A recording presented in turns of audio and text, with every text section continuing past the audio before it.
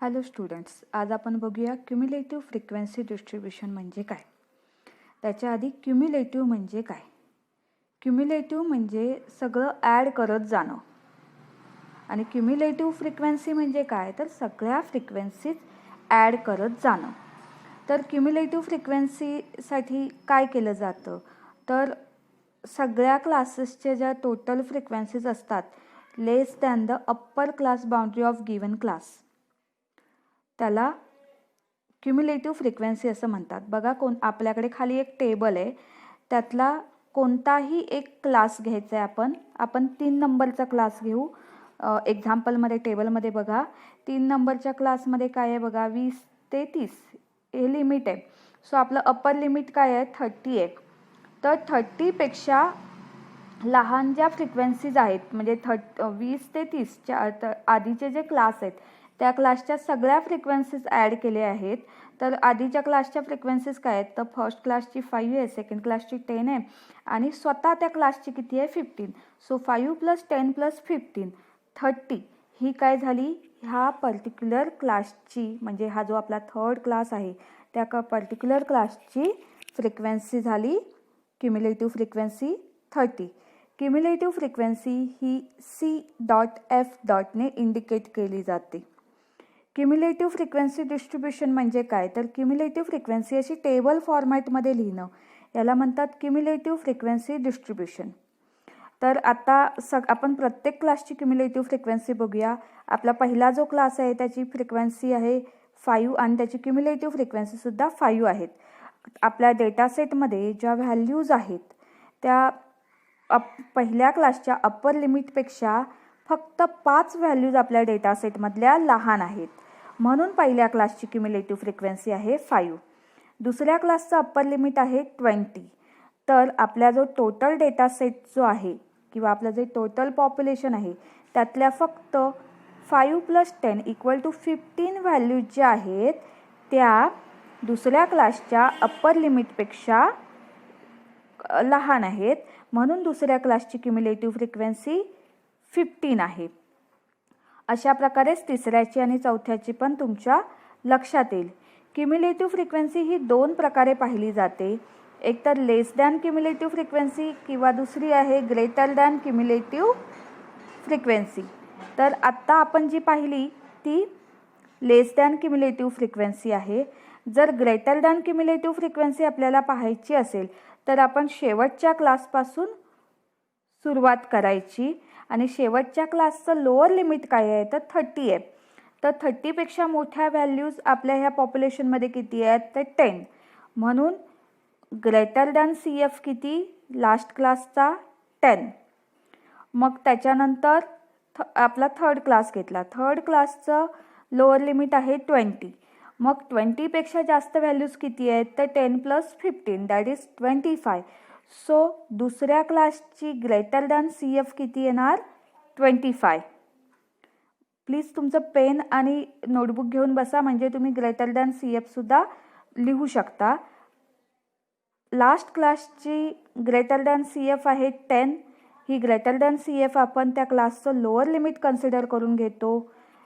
Third क्लासची greater than CF आहे 10 + 15 = 25. आपण काय केलं आहे, लोअर लिमिट कम्पेअर करतोय. मग सेकंड क्लासची क्युम्युलेटिव्ह फ्रिक्वेन्सी काय येणार, ग्रेटर दॅन CF, तर ती असणार आहे 10पेक्षा मोठ्या values that is 10 + 15 + 10 that is 35. त्यानंतर पहिल्या क्लासची ग्रेटर दॅन CF काय येणार आहे, तर 0पेक्षा मोठ्या व्हॅल्यूज. मग आपण सगळ्या व्हॅल्यूजची ॲडिशन केली तर ती येते 14. तर आपल्या 40. आपल्या आणखीन एक गोष्ट लक्षात येईल की पहिल्या क्लासची ग्रेटर दॅन CF ही शेवटच्या क्लासच्या लेस दॅन CF एवढी असते. क्युम्युलेटिव्ह फ्रिक्वेन्सी डिस्ट्रीब्युशन जे आहे त्याच्यामध्ये आपण काय करतो, तर फ्रिक्वेन्सी डिस्ट्रीब्युशन रिप्रेझेंट करतो sum of a class and all the classes. त्या क्लासची स्वतःची फ्रिक्वेन्सी अधिक इतर क्लासची पण फ्रिक्वेन्सी त्याच्यामध्ये ॲड करतो. ही हेल्पफुल कधी होते, तर आपल्याला काही थ्रेशोल्डसाठी ही आपल्याला हेल्पफुल असते. क्युम्युलेटिव्ह फ्रिक्वेन्सी टेबल हे ईच डिस्टिंक्ट व्हॅल्यूसाठी क्युम्युलेटिव्ह फ्रिक्वेन्सी रिप्रेझेंट करण्यासाठी हेल्पफुल ठरतं. आता हे टेबल कसं क्रिएट करायचं त्याच्यासाठी आणि एक एक्झाम्पल आपल्याकडे दिलं आहे. इथे व्हॅल्यूज आहेत बघा, class boundaries 5 to 6, 6 to 7, 7 to 8, 8 to 9 आणि 9 to 10. मग पहिल्यांदा आपण काय करायचं, तर पहिल्यांदा आपण पहिल्या क्लासची क्युम्युलेटिव्ह फ्रिक्वेन्सी जी लिहिणार आहोत 5 to 6 साठी, ती त्याची CF आहे 1. त्याच्यानंतर दुसऱ्या क्लाससाठी आपण करणार तेव्हा काय करणार, आपण 1 + 2 ॲड करणार आणि ती त्याची CF काय होणार आहे, 3 होणार आहे. अशाच पद्धतीने 7 आणि 8चं CF किती होणार आहे, तर 1 + 2 + 5 ती होणार आहे 8. चौथ्या क्लाससाठी किती असणार आहे CF, 1 + 2 + 5 + 9 म्हणजे ती असणार आहे 8 + 9 = 17. आणि पाचव्या क्लासची CF असणार आहे 17 + 3 = 20. अशा पद्धतीने आपण CF कॅल्क्युलेट करू शकतो.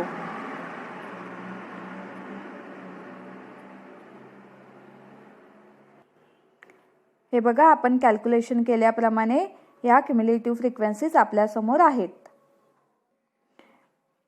क्युम्युलेटिव्ह फ्रिक्वेन्सी मी तुम्हाला सांगितल्याप्रमाणे 2 प्रकारे असतात, cumulative frequency distribution and more than cumulative frequency distribution. Cumulative frequency distribution कसं असतं हे आता तुम्हाला बऱ्यापैकी चांगलं कळलंच असेल, तरी पण मी एकदा वाचून दाखवते. It is obtained by adding successively the frequencies of all the previous classes including the class against which it is written. Cumulate is started from lowest to highest. Now about the more than cumulative frequency distribution. It is obtained by finding total cumulate of frequencies from highest to lowest class. म्हणजे सगळ्यात शेवटचा जो class असतो मोठा class, तिथपासून आपण एकेकाच्या frequency वरपर्यंत add करत जायच्या. यानंतर आपण बघू की क्युम्युलेटिव्ह फ्रिक्वेन्सीचं ग्राफिकल रिप्रेझेंटेशन कशा प्रकारे केलं जातं. सो इथे आपला हा प्रश्न आहे की draw a cumulative frequency graph for following frequency table given below. So the frequency table is given 11 to 15, 16 to 20, 21 to 25, 25 to 30 and so on. तर आपण पाहूया की ह्याचं फ्रिक्वेन्सी डिस्ट्रीब्युशनचा ह्या ग्राफ कसा काढायचा, ह्याची क्युम्युलेटिव्ह फ्रिक्वेन्सी कशी काढायची आणि त्याचा ग्राफ कसा काढायचा. तर आता बघा, आपल्याला आधी आपला जो 11 to 15 जो क्लास होता, तर त्याच्या आधी आपल्याला आणि एक असा क्लास करावा लागेल की ज्याची फ्रिक्वेन्सी 0 असेल. कारण फ्रिक्वेन्सीज ज्या आहेत त्या आपण ॲक्सिसवरती घेणार आहोत आणि हे जे आपलं क्लासेस जे आहेत, क्लास बाउंड्रीज ज्या आहेत त्या आपण एक्स ॲक्सिसवरती घ्यायच्या आहेत. सो आपण आणखीन एक क्लास तयार केला आहे की ज्याला आपण लिमिट दिले 6 to 10. कारण आपला क्लास इंटरवल हा 4चा आहे आणि 11पेक्षा लहान क्लास करायचा आहे. तर आधीच्या क्लासचं अप्पर लिमिट जे आहे ते 11 - 1 केला तो 10 आणि 10 - 4 केलं तर 6. सो आपला हा क्लास 6 to 10चा झाला. त्याची फ्रिक्वेन्सी 0, बाकीच्या फ्रिक्वेन्सीज आहेत तशा लिहिल्यात.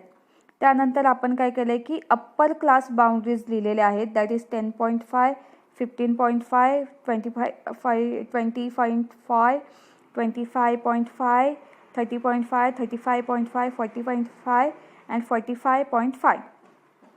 आता आपण त्यांचं